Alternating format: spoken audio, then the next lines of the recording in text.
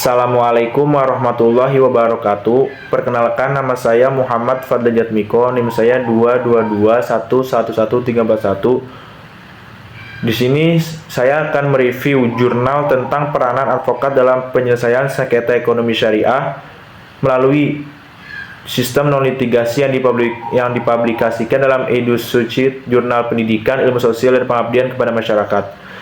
Dalam review jurnal ini, saya akan menjelaskan tentang identitas jurnal ini. Judulnya itu Peranan Advokat dalam Penyelesaian Sengketa Ekonomi Syariah melalui Sistem Non-Litigasi. Non-litigasi itu seperti di luar pengadilan atau jalan alternatif. Penulisnya yaitu Siskandayani, Abdul Halim Nasution, Dela Syah Putri, Lutfi Insana, Alfira Andini, Ilham Firmansyah, Jeffrey Nugrah Pratama, Dimas Arizwan. Dalam institut ini yaitu Institut Syekh Abdul Halim Hasan Al-Islahiyah, Binjai, Indonesia. Sumbernya EduSuciti, Jurnal Pendidikan, Ilmu Sosial, dan Pengabdian kepada Masyarakat, volume 5, nomor 1, 2025, hal 64-77.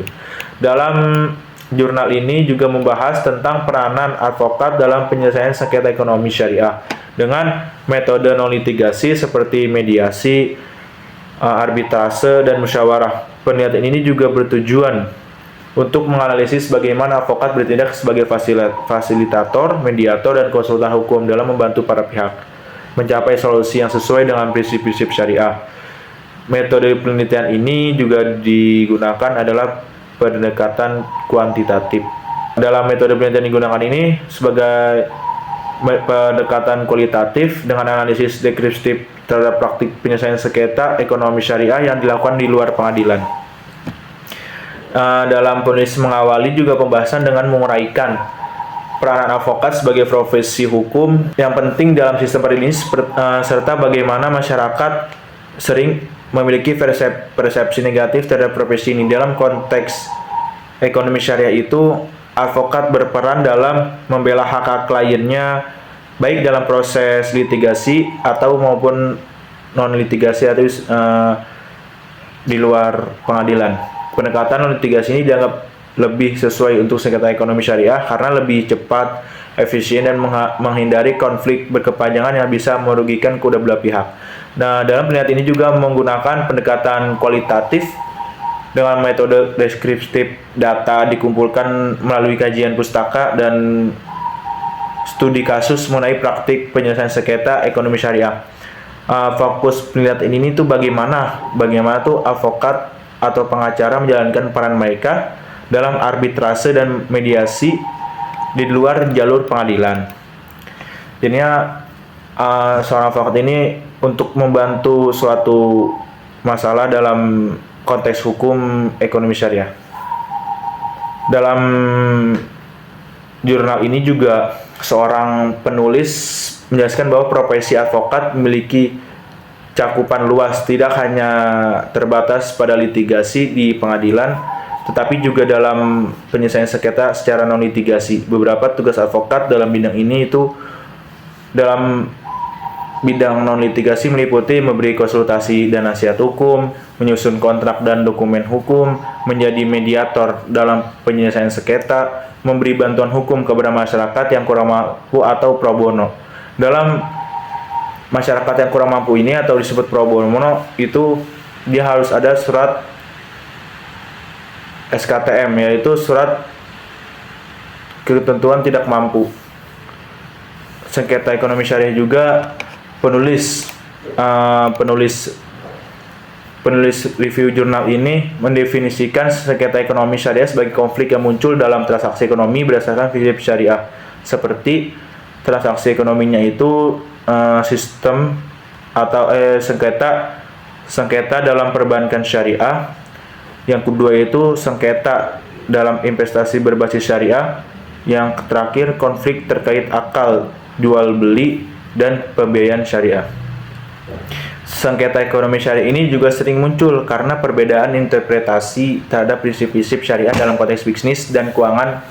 Oleh karena itu, penyelesaian di luar pengadilan ini lebih dianjurkan untuk menjaga prinsip keadilan dan keseimbangan. Dalam jalur non pengadilan ini atau disebut dengan non litigasi, Dalam arbitrase ekonomi syariah, advokat juga memainkan peran penting dalam berbagai aspek, yaitu dalam aspek pemberi nasihat hukum. Advokat juga memberikan pemahaman kepada klien mengenai prosedur arbitrase syariah sebelum melakukan tindakan hukum, dan pendamping dalam proses arbitrase atau mewakili klien dalam setiap tahap arbitrase mulai dari pemilihan arbiter hingga pengambilan keputusan. Yang ketiga itu pengetahuan tentang hukum syariah. Advokat juga harus memahami prinsip-prinsip syariah seperti larangan riba, goror, arbiter, sehingga dan maisir dalam kontrak ekonomi syariah. Mediator dalam penyelesaian damai, membantu pihak yang bersengketa mencapai kesepakatan secara damai sesuai dengan nilai-nilai Islam. Dan kelima itu pelaksanaan putusan arbitrase, memastikan putusan arbitrase dilaksanakan sesuai dengan hukum yang berlaku.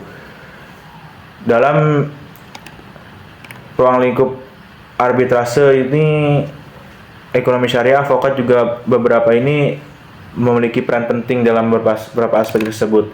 Dan prinsip-prinsipnya itu jurnal ini menguraikan prinsip dasar ekonomi syariah seperti larangan riba, keadilan dalam distribusi pendapatan, kepastian dalam akad bisnis. Kalau larangan riba itu disebut bunga dalam transaksi keuangan. Kelebihan pendapatan, keadilan dalam distribusi pendapatan untuk menghindari kesenjangan ekonomi. Dan yang terakhir itu kepastian dalam akad bisnis agar tidak ada unsur ketidakjelasan atau spekulasi atau disebut dengan goror, barang yang tidak jelas dari mana asalnya. Dan kelebihannya yaitu kelebihan dalam jurnal ini relevan dengan perkembangan ekonomi syariah Indonesia, mengingat pertumbuhan perbankan syariah itu dan bisnis syariah. Pembahasan mengenai penyelesaian sengketa dalam ranah ini sangat penting. Yang kedua juga kelebihannya analisis yang mendalam. Jurnal ini memberikan gambaran yang jelas mengenai peran advokat dalam penyelesaian sengketa ekonomi syariah. Yang terakhir itu kelebihannya menggunakan referensi yang kuat. Artikel ini mengacu pada berbagai sumber hukum Islam seperti regulasi yang berlaku di Indonesia. Dan juga ada pun kekurangannya, yaitu kurangnya studi kasus konkret. Jurnal ini lebih banyak mengulas teori tanpa memberikan contoh nyata dari kasus yang telah diselesaikan melalui non-litigasi. Ada beberapa kasus yang diselesaikan dengan jalur di luar pengadilan.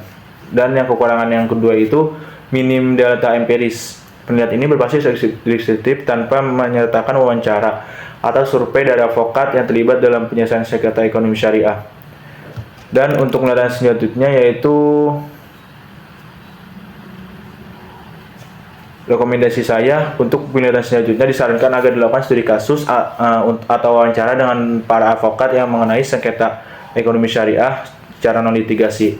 Yang kedua, rekomendasi saya perlu adanya analisis lebih dalam mengenai tantangan yang dihadapi advokat dalam menerapkan arbitrase syariah Indonesia. Segitu saja yang saya bisa jelaskan dalam review jurnal ini. Kurang lebih mohon maaf. Wassalamualaikum warahmatullahi wabarakatuh.